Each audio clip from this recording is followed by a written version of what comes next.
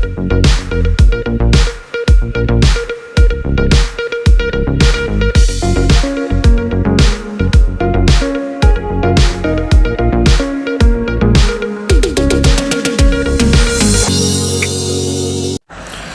عليكم ورحمة الله وبركاته. هنركب النهاردة ان شاء الله في اكسنت ار بي. ده الكاسيت الاصلي قبل التركيب. هنركب 9 بوصة، شاشة اسمها زد باور دراجون. ده الفريم، ودي الوصلة، وصلة عشان تبقى فيشة على فيشة من غير قطع اي اسلاك. اهو الفريم، فريم تعديل بتاع العربية. تركب الشاشة 9 بوصة كأنه بتاعها بالظبط. ودي الشاشة اهي. الشاشة دي أول مرة تركب. شاشة اسمها زد باور دراجون بضمان سنة. عليها علامة مائية اهي، علامة مائية على اليمين. الشاشة دي السوفت بتاعها ممتاز. نبص كده عليها قبل ما نفتح العلبة. دي المواصفات الموجودة على العلبة بتاعتها. طبعا تاتش حراري، مقاومة ضد الصدمات، شاشة اندرويد. نشوف مع بعضنا محتويات العلبة. ده الجي بي اس، ودي وصلات، وصلة فلاشة،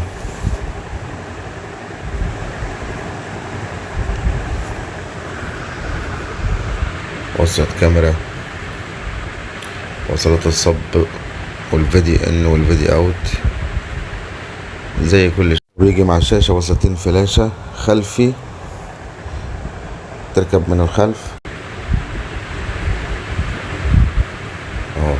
اهو المايك. دي الشاشة الوحيدة اللي بينزل معاها مايك خارجي. هي فيها مايك اساسا الشاشة، بس ده بينزل زيادة عشان الصوت يوصل اكتر في المكالمات. وده شكل الشاشة. طبعا انتوا اديكوا شايفين، احنا اتفقنا قبل كده كل ما الشاشة تبقى الخلفية بتاعتها معتمة تعرف ان الشاشة صورتها نقية. اهي زد باور دراجون، رامات 2 جيجا ومساحة داخلية 32. وده شروط الضمان والعلامة المائية او الضمان بتاعها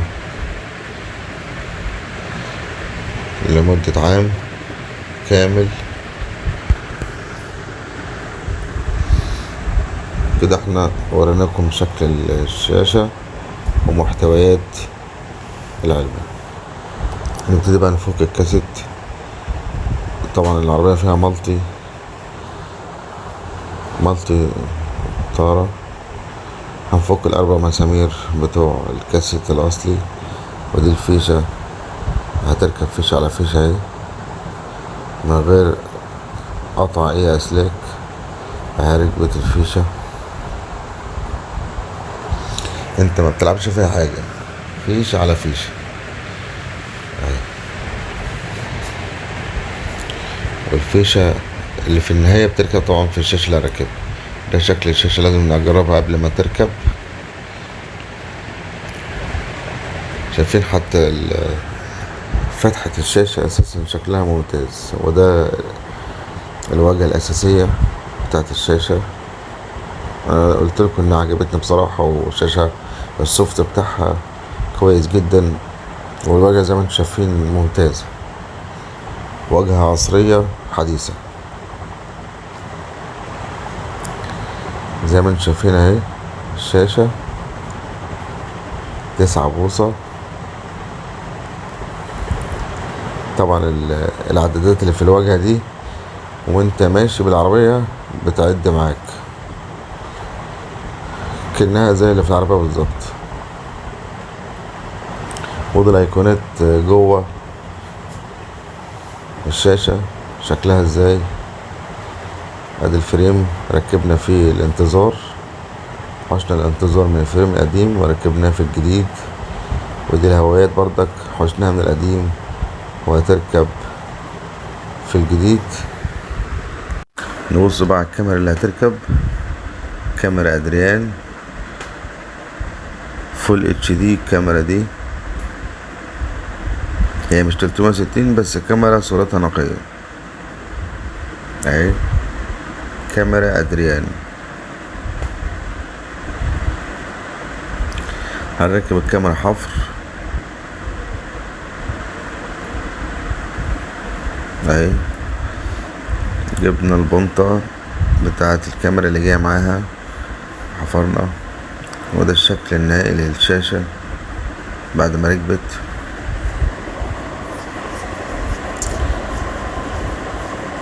كأن الشاشة جاية فيها بالظبط. وده المايك، شايفين انك المايك راكب فين؟ في القايم. وهنا في مايك تاني برضه في الشاشة اهو. يعني الشاشة دي ب2 مايك زائد واجهة ممتازة وسوفت ممتاز بصراحة يعني. وده عيب؟ ده مش عيب، دي برمجة في الشاشة. جينا نشغل الكاميرا لقينا الصورة متقطعة اهي. ده مش عيب لا في الشاشة ولا في الكاميرا، ده عيب برمجة في الشاشة. هنظبطها دلوقتي مع بعضنا اهي. نخش على السيتنج،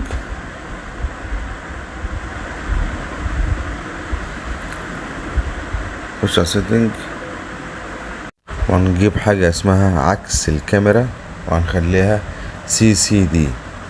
بمجرد انك تدوس على CCD هتقفل الشاشة تاني وتفتح. شايفين منظر الواجهة اهي.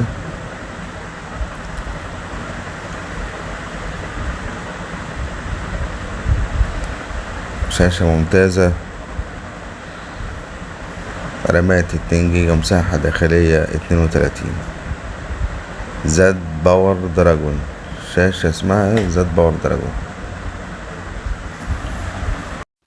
نبتدي بقى نظبط المالتي. نخش على الضغط، ممكن تجيبها من هنا وممكن تجيبها بيبقى لها ايقونة برا. هنطلع برا ونجيب الايقونة اهي، برمجة دركسيون السيارة. ونعلم بقى، ندوس على المالتي الاول تعالية وبعد كده ندوس على الايقونة في الشاشة. عرفتوا بنعمل ايه في ضبط برمجة الدركسيون؟ بندوس على الزرار في الطارة وبعد كده ندوس على ايقونة في الشاشة بتعلم، بيبان عندك انها اتعلمت. وانا عيدها مرة تاني بعد كده اهو بتعلي. ولو ما ظبطتش معاك من مرة تلغي تاني وتعيد تاني لغاية ما تظبط معاك المالتي مع الشاشة، لغاية ما تظبط معاك. يعني لو لقيت زرار بيعلق معاك او تقيل تعمل مسح وتعيد تاني البرمجة لغاية ما تلاقي كل الزرار معاك ماشية تمام خفيفة معاك، يبقى كده تمام. لقيتها تقيلة معاك تمسح وتعيد تاني اهو. هنعيد تاني اهو اهو كده. احنا بنبرمج فتح وقفل المكالمة في الشاشة. طبعا معلش اعذروني لان انا بصور وفي نفس الوقت شغال. بص بتعلم ازاي في الشاشة، بتبان انها اتعلمت اهو. بصوا الايقونة اللي مش متعلمة دي لسه ما اشتغلتش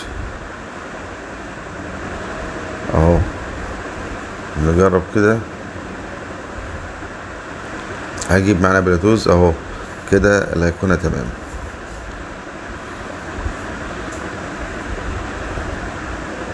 حبيت تكمل كمل، لقيته تقيل معاك عيد تاني برمجة لغاية ما تلاقيه ظبط معاك كده. هو اهو بيعلي وطي معايا اهو من الطارة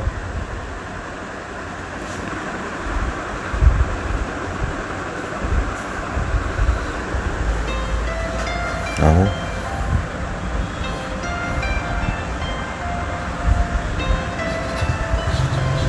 طبعا الشاشة بتيجي في فيديو واحد، فاحنا بنقلب مفيش غير هو فيديو واحد. وده المود اهو شغال، فلاشة، فيديو، موسيقى، بلوتوث من الطارة كده. انت بتكمل العربية يعني. شكل الشاشة بصوا، شكلها اساسا في العربية حاجة خرافة بصراحة اهو. ذات باور دراجون، شاشة ممتازة وعملية 100%، ضمان لمدة سنة. اللي عجبني فيها السوفت بتاعها ممتاز بصراحة، وشكل الايقونات والواجهة منظرها كده فيها عدادات من بره، تمشي العدادات تشتغل معاك كأن عدادات عربية بالظبط. وده الشاشة القديمة اهي، كاست القديم وده الجديد، شايفين الفرق؟ وبكده احنا وصلنا لنهاية الفيديو، ونشوفكم في فيديو جديد ان شاء الله.